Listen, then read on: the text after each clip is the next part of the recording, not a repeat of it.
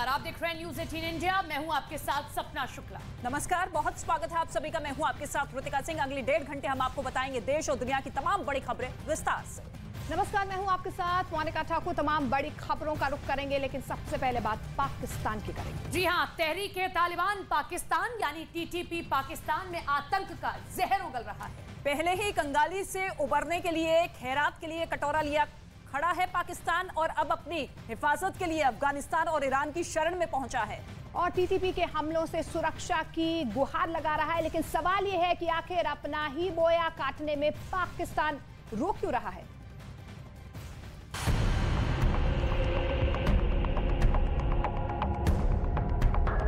आतंक की नर्सरी, दहशतगर्दों का पनाहगाह, आतंकवाद के झूले में हिचकोले खाता मुल्क पाकिस्तान, जहां हमेशा से आतंकवाद का खेल खुल्लम खुल्ला चलता रहा है। लेकिन पाकिस्तान ने जिस आतंकवाद को पाला पोसा, आज उसी आतंकवाद ने उसे घुटने के बल पर ला दिया है। जिन आतंकवादियों को कभी पनाह दी, आज वही भस्मासुर बनकर पाकिस्तान में खून का दरिया बहा रहे हैं। आलम यह है कि पाकिस्तान आतंकियों के सामने पूरी तरह पस्त नजर आ रहा है। दुनिया में बंदूक की नोक पर कोहराम मचाने वाले आतंकवादी अब अपने ही आका पर हावी हो गए हैं। यही वजह है कि पाकिस्तान अब अफगानिस्तान और ईरान के सामने मदद के लिए गिड़गिड़ा रहा है।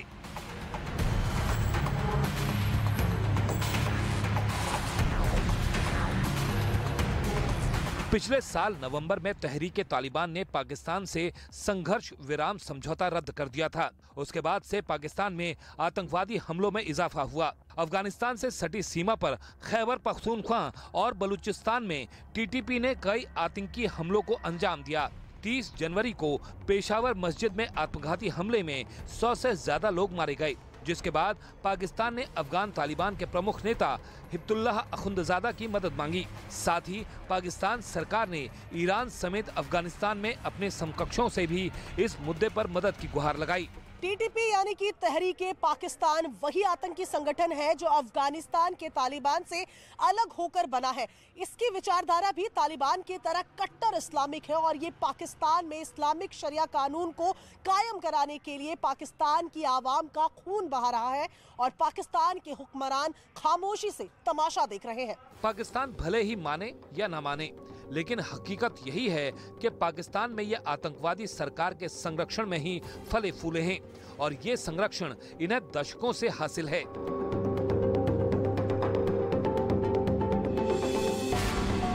पाकिस्तान का खैबर पख्तूनख्वा प्रांत टीटीपी का गढ़ माना जाता है। ये पाकिस्तान का वो हिस्सा है जो खतरनाक तालिबान के कब्जे में है।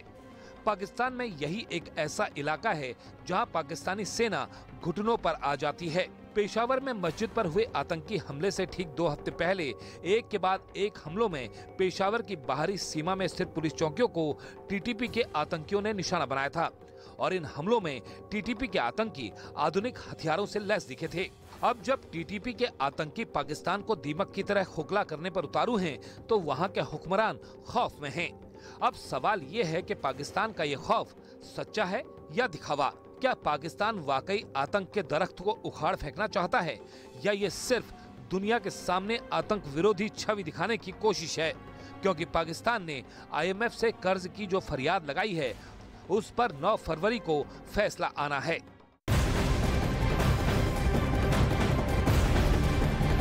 तो बर्बादी की मुहानी पर बैठा पाकिस्तान मदद के लिए IMF की तरफ देख रहा है। ये 23वीं बार है जब पाकिस्तान ने IMF के सामने कटोरा बढ़ाया है। अब IMF की रकम जो पाकिस्तान के कुल कर्ज का 1% भी नहीं, उसके कितने काम आएगी, इसका अंदाजा लगाना बिल्कुल मुश्किल नहीं है। इस वक्त पाकिस्तान गरीबी, कर्ज और आर्थिक संकट के बोझ तले दबा है। हालात ऐसे बन चुके हैं कि 76 साल के सबसे बड़े आर्थिक संकट से पाकिस्तान गुजर रहा है और पाकिस्तान IMF की तरफ टकटकी लगाए बैठा है। लेकिन पाकिस्तान को IMF की कड़ी शर्तों से होकर गुजरना पड़ेगा, तब जाकर उसे मदद मिलेगी। लेकिन अगर पाकिस्तान को IMF की तरफ से मदद मिल भी गई तो उसके लिए नाकाफी होगा, क्योंकि IMF से मिलने वाली मदद की रकम से तो पाकिस्तान सिर्फ नाश्ता ही कर पाएगा। यानी ये मदद ऊंट के मुंह में जीरा जैसा साबित होगा।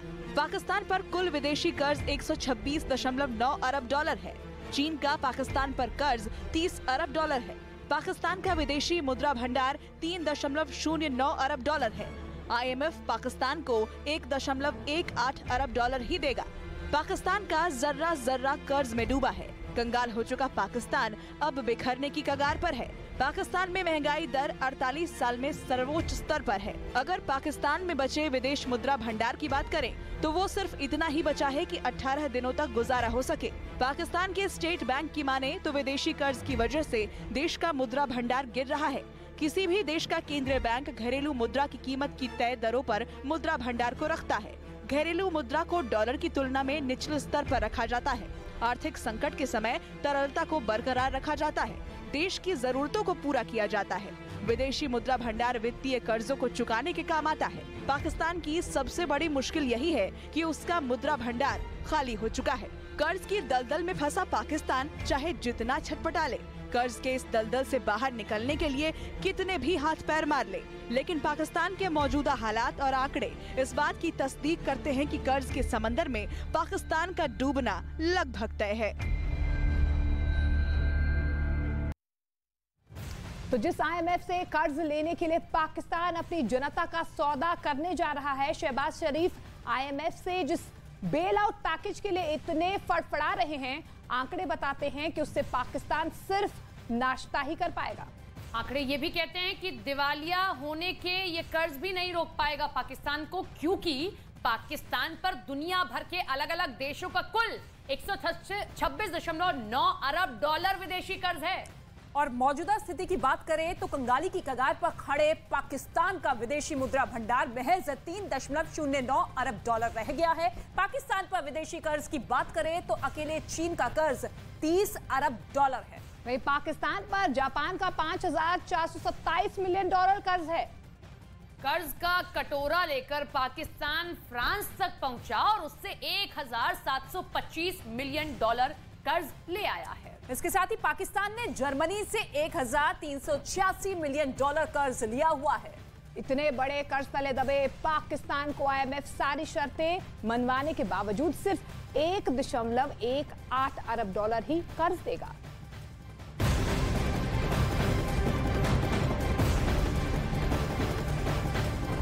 अंतर्राष्ट्रीय मुद्रा कोष यानी IMF ने कंगाली के कगार पर खड़े पाकिस्तान को राहत पैकेज देने से पहले कड़ी शर्तों की लंबी फहरिस्त पकड़ा दी है, जिसे पूरा करना पाकिस्तान के लिए किसी चुनौती से कम नहीं है। IMF पाकिस्तान के मिनी बजट में लग्जरी सामानों पर टैक्स बढ़ाने को कह रहा है ताकि उसकी कंगाली दूर हो सके। IMF की तरफ से कई शर्तें रखी गई।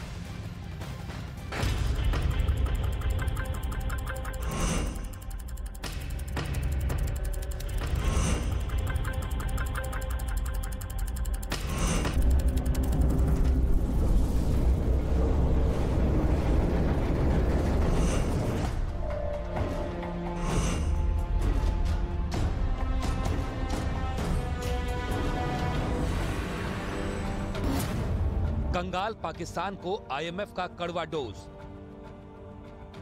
IMF की कड़ी शर्तों से कंगाल पाकिस्तान का इलाज। IMF ने दिया बदहाली से उबारने का मंत्र। IMF यानी अंतर्राष्ट्रीय मुद्रा कोष अब यही जगह है जहां पाकिस्तान को शरण मिलने की उम्मीद है, लेकिन पाकिस्तान को IMF से मदद तब मिलेगी जब वो उसकी कड़ी शर्तों को मानेगा, और ये शर्तें मानने के लिए पाकिस्तान को नाको चने चबाने पड़ सकते हैं। IMF की नई शर्तों के मुताबिक लग्जरी सामानों पर ज्यादा टैक्स लगाकर कंगाली से उबर सकता है, जो पाकिस्तान के सामने किसी चुनौती से कम नहीं है। खबरों के मुताबिक पाकिस्तान के सामने IMF ने नई शर्तें रखी हैं, जिसमें सिगरेट, शराब, एनर्जी ड्रिंक्स जैसी चीजों पर टैक्स बढ़ाने को कहा गया है। साथ ही पाकिस्तान को अपने बजट घाटे को भी कम करने की नसीहत दी गई। पाकिस्तान के बड़े अधिकारियों की संपत्ति की घोषणा करने को भी कहा गया। इसके साथ ही हवाई जहाज के टिकटों पर और टैक्स लगाने को कहा गया। वहीं गाड़ियों पर उत्पाद टैक्स बढ़ाने का भी मशवरा दिया गया।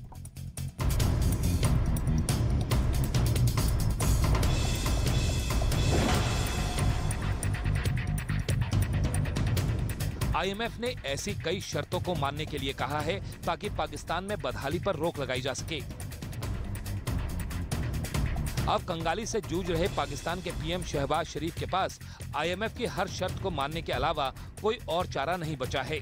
लेकिन आईएमएफ की शर्तों को पूरा करते करते पाकिस्तान की डगमगाती नैया पार होने की बजाय कहीं डूब ही न जाए।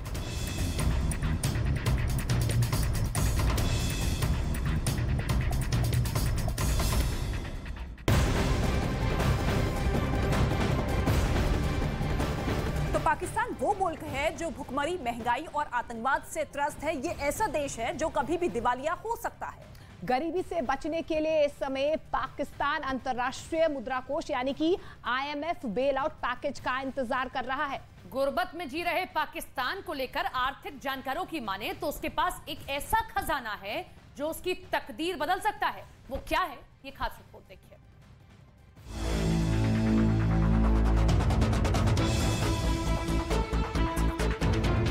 गुर्बत में जी रहे पाकिस्तान के पास है छिपा खजाना। ऐसा खजाना जिसे पाकर माला माल हो सकता है पाकिस्तान। इस गुप्त खजाने से पाकिस्तान को मिल सकता है 100 अरब डॉलर यानी 2,78,000 करोड़ पाकिस्तानी रुपए। जी हां, आर्थिक जानकारों के मुताबिक ये खजाना है ब्लू इकोनॉमी। ये ऐसी इकोनॉमी है जो पाकिस्तान के गरीबी को दूर कर सकती है। जानकारों का मानना है कि इसके जरिए पाकिस्तान को राजस्व का एक बड़ा हिस्सा हासिल हो सकता है और उसका सामाजिक स्तर भी सुधर सकता है। ये ब्लू इकोनॉमी एक खास तरह का वाटर रिसोर्स मैनेजमेंट है जो सभी तरह के कोस्टल एक्टिविटी को कवर करता है। ब्लू इकोनॉमिक समुद्र से जुड़े बिजनेस और सर्विस का वो हिस्सा है जो किसी भी देश के रेवेन्यू को कई गुना तक बढ़ा सकता है। दुनिया भर में 3 अरब से ज्यादा लोग अपनी आजीविका के लिए समुद्री संसाधनों पर जो है निर्भर है, लेकिन बदहाल पाकिस्तान अपने संसाधनों का पूरा उपयोग नहीं कर रहा है। दुनिया भर में 3 अरब से ज्यादा लोग अपनी आजीविका के लिए समुद्री संसाधनों पर निर्भर हैं, लेकिन बदहाल पाकिस्तान अपने इन संसाधनों का पूरा उपयोग नहीं कर पा रहा। ब्लू इकोनॉमी की मदद से पाकिस्तान अपनी वित्तीय स्थिति को मजबूत कर सकता है। ब्लू इकोनॉमी में ऊर्जा यानी तेल, गैस और रिन्यूएबल एनर्जी के अलावा शिपिंग, मैरीटाइम, कृषि, फिशरीज और पर्यटन के क्षेत्र शामिल होते हैं और अगर पाकिस्तान इसका पूरा इस्तेमाल करे तो उसकी आर्थिक हालत बहुत हद तक सुधर सकती है। पाकिस्तान का कोस्टल एरिया तकरीबन 1050 किलोमीटर तक है, वहीं एक्सक्लूसिव इकोनॉमिक जोन जो है वो 3 लाख स्क्वायर किलोमीटर तक है। पाकिस्तान की आर्थिक जानकारी के मुताबिक ब्लू इकोनॉमी में इतनी क्षमता है कि वो 100 अरब डॉलर तक के इनकम जो है वो पैदा कर सकता है। लेकिन पाकिस्तान मौजूदा समय में सिर्फ 1 अरब डॉलर ही पैदा कर पा रहा है और इस रकम का ज्यादातर हिस्सा फिशरीज, तटीय पर्यटन और मरीन राजस्व से आता है, जबकि अन्य देश इससे अरबों डॉलर कमा रहे हैं। लेकिन पाकिस्तान ने कभी अपने समंदर के संसाधनों पर ध्यान ही नहीं दिया।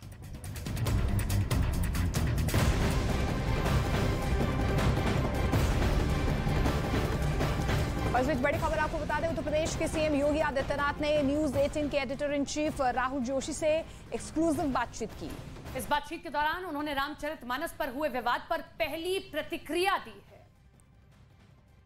विवाद पिछले कुछ दिनों में, कुछ महीनों में जो चला है वो है रामचरितमानस का विवाद, और ऑपोजिशन जो है इस पर काफी हावी है, इस पर चर्चा करती जा रही है।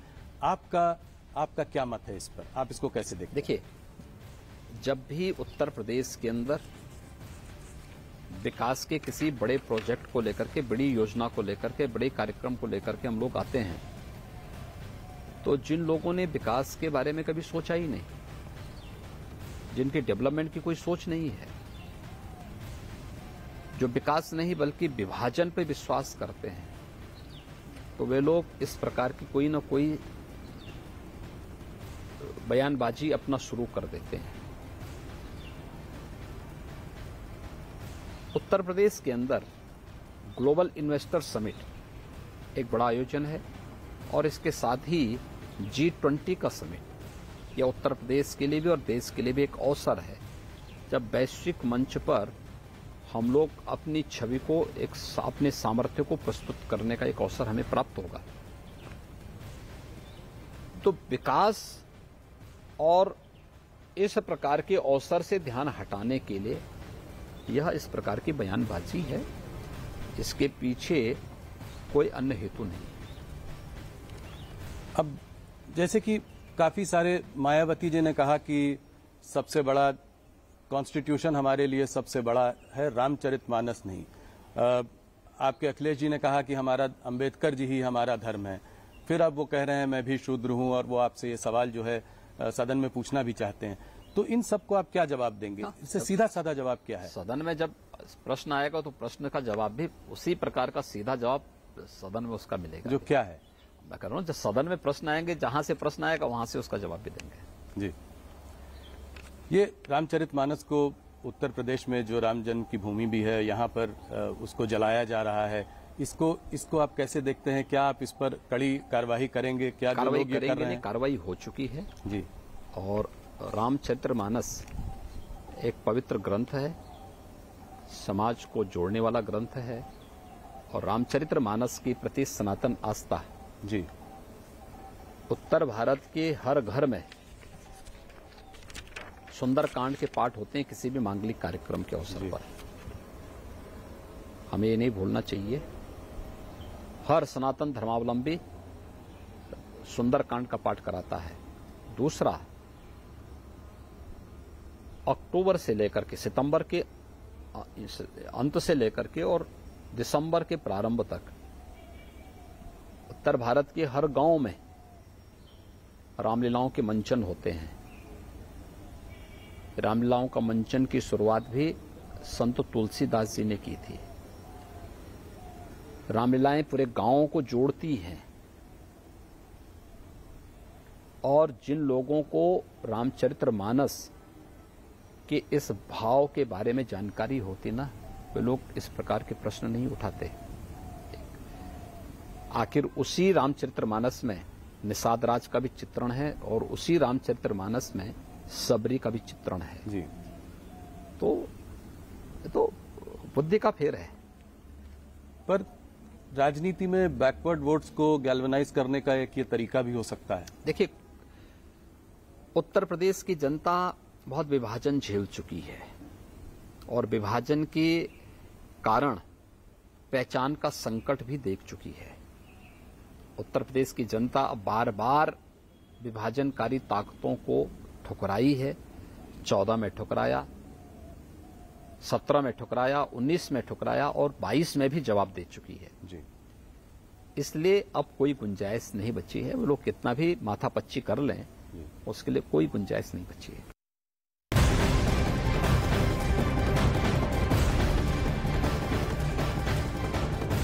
यूक्रेन और रूस के बीच जारी युद्ध में अब रूस के कब्जे वाले प्रांतों पर यूक्रेन की सेना ने हमले तेज कर दिए। यूक्रेन की सेना ने रूस के ड्रोन और होवित्जर टैंक को निशाना बनाया और उन्हें तबाह कर दिया।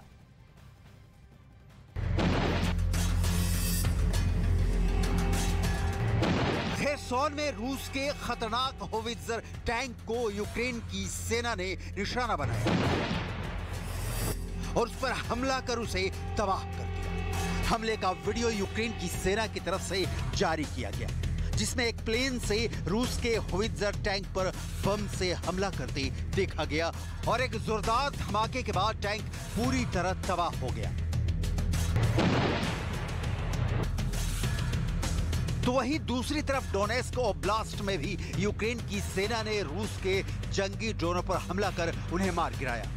हमला उस वक्त किया गया जब कब्जे वाले इलाके में रूस के 3 जासूसी ड्रोन इलाके पर नजर रख रहे थे। तभी यूक्रेन की सेना ने उन्हें मार गिराया। यूक्रेन की सेना की तरफ से मारे गए रूस के तीनों ड्रोन की तस्वीरें जारी की गई हैं। मारे गए ड्रोन में एक ओरलान 10, एक ओरलान 30 और एक ज़ाला 421 ड्रोन शामिल थे।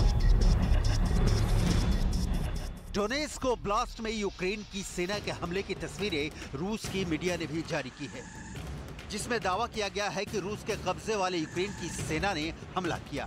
मीडिया रिपोर्ट में स्थानीय लोगों ने भी हमले में 3 धमाकों की आवाज सुनने का दावा किया। हमले की सामने आई तस्वीरों में एक बड़ी बिल्डिंग की छत हमले में गायब दिखी, तो वहीं लोगों के घरों की खिड़कियां धमाकों से टूट गई। सड़क पर भी हमले के कई निशान दिखाई दिए।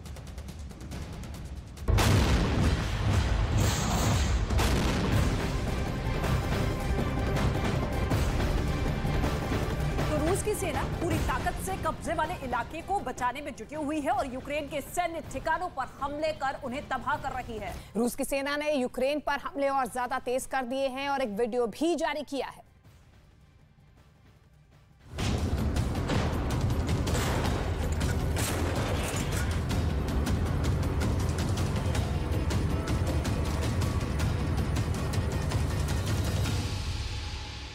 जिसमें रूस की सेना अपनी खतरनाक होवित्जर टैंक से यूक्रेन के सैन्य ठिकानों पर हमला करती नजर आई।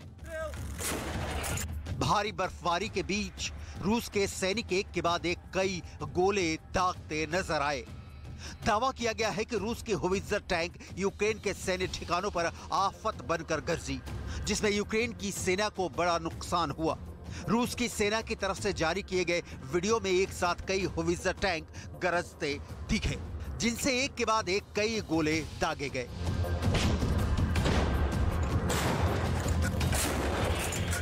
वहीं दूसरी तरफ यूक्रेन के दक्षिणी इलाके खेरसोन के एक औद्योगिक एरिया में मौजूद बड़ा सुपरमार्केट रूस की तरफ से जारी हमलों के निशाने पर आ गया और उसमें भीषण आग लग गई।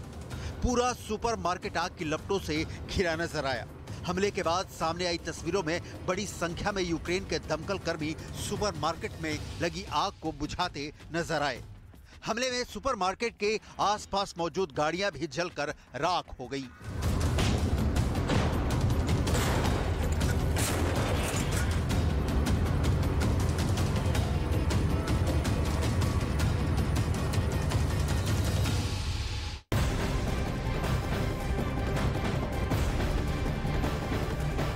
बड़ी खबर आपको बता दें, न्यूज 18 से बात करते हुए सीएम योगी आदित्यनाथ ने पहला बड़ा बयान दिया है।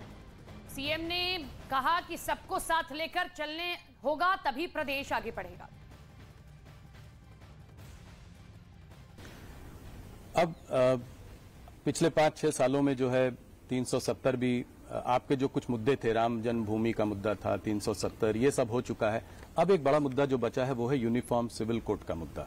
तो इसका अगले कुछ सालों में आप कैसे देखते हैं कि इसका रोड अहेड क्या है इसके लिए?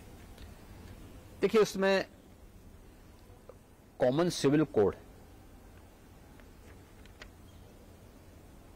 इस संबंध में अलग अलग राज्य सरकारों के द्वारा अपने अपने यहां कमेटियां गठित की गई हैं। जैसे उत्तर प्रदेश के लिए हमारा लॉ कमीशन इसको देख रहा है। उसकी सिफारिश जब शासन को आएगी, सरकार उस पर जरूर विचार करेगी, लेकिन अभी तो उनको उस पर सभी पक्षों को लेकर के, सभी चीजों को लेकर के लोग अभी विचार करेंगे उस पर। तो उसी के बाद कुछ होगा यहाँ? हाँ, जो भी निर्णय लेना होगा उसके बाद भी निर्णय करेंगे। योगी जी, आप राम जन्मभूमि आंदोलन से बहुत पहले से जुड़े हुए हैं। कुछ लोगों का मानना यह है कि इस बार मुलायम सिंह यादव जी को, स्वर्गीय मुलायम सिंह जी को जो पद्म विभूषण दिया गया, कार सेवकों पे 1990 में उन्होंने गोली चलाने के आदेश वगैरह दिए थे, तो इसको आप कैसे देखते हैं? देखिए, हर एक व्यक्ति के जीवन में उसके सकारात्मक पक्ष भी होंगे, कुछ नकारात्मक पक्ष भी होंगे। लोक सेवा में एक लंबे कालखंड तक उनके द्वारा किए गए योगदान के लिए उन्हें पद्म पुरस्कार से सम्मानित किया गया है। लेकिन इस समाजवादी पार्टी के लिए एक अवसर था कि जब प्रधानमंत्री जी और भारत सरकार के प्रति कृतज्ञता ज्ञापित करते हैं, लेकिन समाजवादी पार्टी की डिक्शनरी में कहीं कृतज्ञता शब्द है ही नहीं, धन्यवाद शब्द है ही नहीं।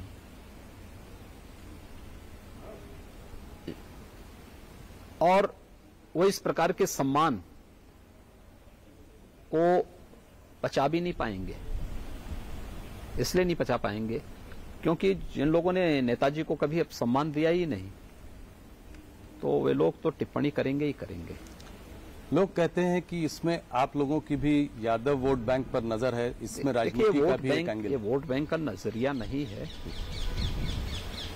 यह किसी एक फील्ड में कार्य करने वाले लोगों के उन कार्यक्रमों को एप्रिसिएट करके नई पीढ़ी को समाज सेवा के कार्यों के साथ जोड़ने के लिए एक नई पीढ़ी।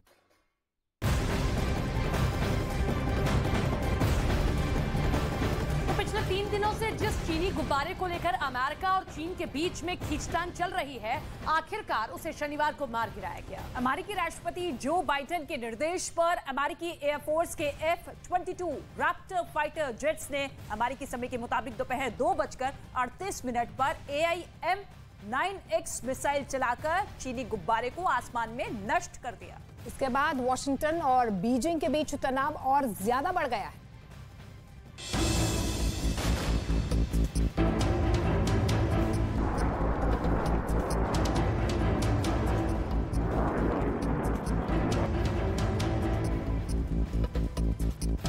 अमेरिका के आसमान में चीनी गुब्बारे का खात्मा हो गया है।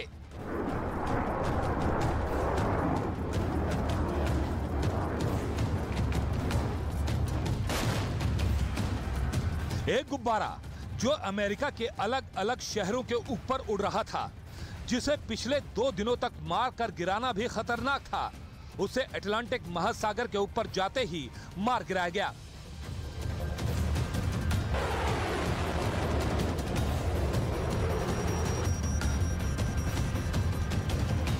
हमले की इस कार्रवाई को अमेरिकी F-22 लड़ाकू विमानों से अंजाम दिया गया।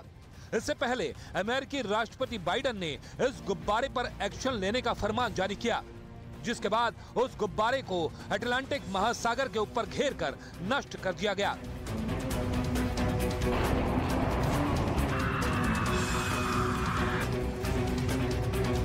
बताया गया कि अमेरिका के लड़ाकू विमान इस गुब्बारे के अटलांटिक महासागर के ऊपर पहुंचने का ही इंतजार कर रहे थे, ताकि मार गिराए जाने के बाद उसका मलबा किसी शहर को नुकसान न पहुंचा सके, क्योंकि अमेरिकी रक्षा विभाग पेंटागन के मुताबिक मोंटेना से पहले नॉर्थ कैरोलिना में नजर आए चीन के जासूसी गुब्बारे का साइज 3 बसों के बराबर था।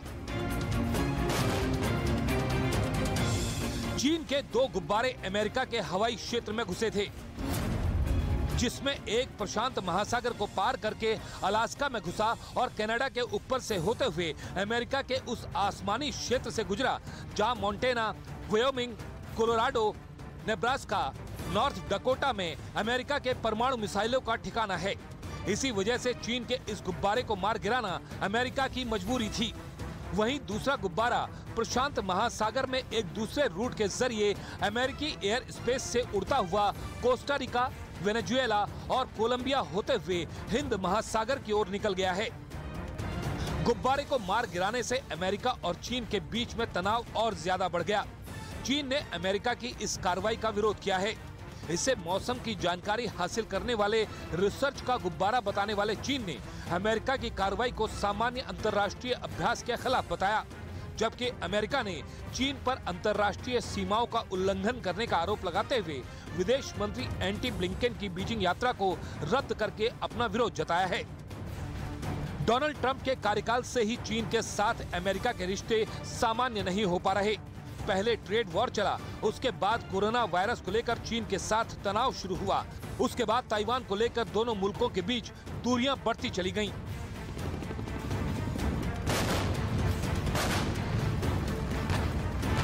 रिश्तों को ठीक करने के लिए दोनों देशों के राष्ट्र प्रमुख ने इंडोनेशिया के बाली में G20 सम्मेलन से पहले मुलाकात की थी और रिश्तों को सामान्य करने की कोशिश की, लेकिन दुनिया की 2 सबसे बड़ी अर्थव्यवस्थाओं के बीच एक बार फिर गुब्बारा कांड की वजह से तनाव शुरू हो गया है।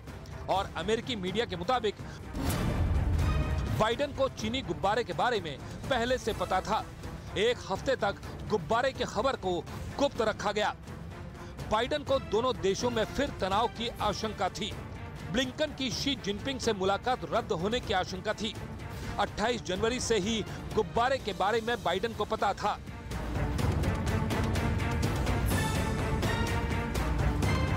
वैसे चीन चाहे जो सफाई दे, लेकिन अमेरिका के ऊपर से उड़ता हुआ एक गुब्बारा जिसमें निगरानी कैमरे और रेडार लगे हो, उसे अमेरिका किसी भी हाल में वापस नहीं जाने देने वाला था और सिर्फ इंतजार कर रहा था जिससे कार्रवाई करने पर लोगों को नुकसान न हो। लेकिन सिर्फ गुब्बारे को मार गिराने से काम नहीं बनने वाला। अब असली जंग ये है कि गुब्बारे के मलबे के पास कौन सबसे पहले पहुंचता है।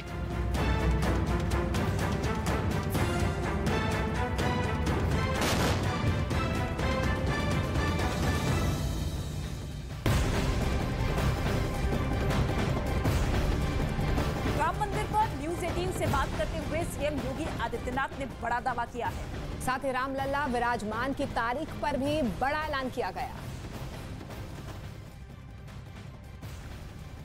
योगी जी, थोड़ा सा ग्लोबल इन्वेस्टर समिट से हटते हैं और मुद्दों पर चर्चा करते हैं। मुझको अभी गुजरात के चुनाव के पहले अमित शाह जी ने अपने इंटरव्यू में कहा था कि टिकट कटवाने का इंतजाम कर लीजिए, 1 जनवरी को जाकर रामलला के दर्शन करने अयोध्या में। तो क्या जनवरी 1 के बाद सब लोग रामलला के दर्शन अयोध्या में जाकर कर पाएंगे? क्या आप अपने टाइमलाइन पे प्रतिबद्ध हैं? देखिए, मंदिर अपने समयबद्ध तरीके से आगे बढ़ चुका है और जो टाइमलाइन दी गई है उसके अनुरूप वहां पे मंदिर का निर्माण भी होगा और रामलला समय से अपने मंदिर में विराजमान भी होंगे। ये देश के लिए, दुनिया के लिए एक बहुत गौरव का दिन होगा जिस दिन रामलला सैकड़ों वर्षों के बाद अपने मंदिर में विराजमान होंगे।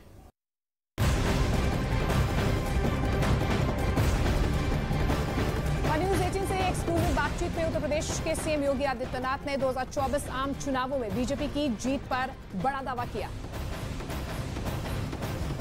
तो न्यूज 18 से एक्सक्लूसिवली बातचीत करते हुए सीएम योगी आदित्यनाथ ने आने वाले चुनाव में एक बार फिर से बीजेपी के टेन्योर को रिपीट करने का दावा किया है। आपने तमाम चुनाव की बात की तो 2014 में 71 सीट लेकर बीजेपी यहां आई थी, 2019 में 63 सीट, 2024 में आप कितनी सीट देखते हैं? देखिए, 2024 में भारतीय जनता पार्टी 2019 से ज्यादा सीटें यहां पाएगी और बेहतर परिणाम देगी। 2014 की 71 सीट का रिकॉर्ड ब्रेक कर सकती है? मैंने कहा ना, बेहतर परिणाम हम यूपी से देंगे। अच्छा, तो ये कैसे आपको लगता है? मान लीजिए कि सारी पार्टियां साथ एकजुट हो जाएं और एक ही कैंडिडेट आपके खिलाफ खड़ा करें तो क्या होगा? ये 19 में हो चुका है, ऐसा है नहीं कि कोई नया हो रहा है। 19 में सब हो चुका है, ये सारा प्रयोग हो चुके हैं यूपी में।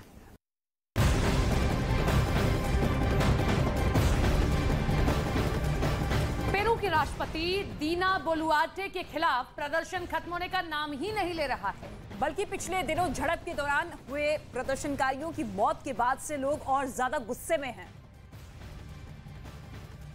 तो प्रदर्शनकारियों की मौत पर बवाल आप देख पा रहे हैं। पेरू की सड़कों में लगातार लोग जो है पोस्टर बैनर लेकर विरोध प्रदर्शन कर रहे हैं। उनका कहना है कि जिन प्रदर्शनकारियों की मौत हुई थी लगातार इंसाफ की मांग कर रहे हैं।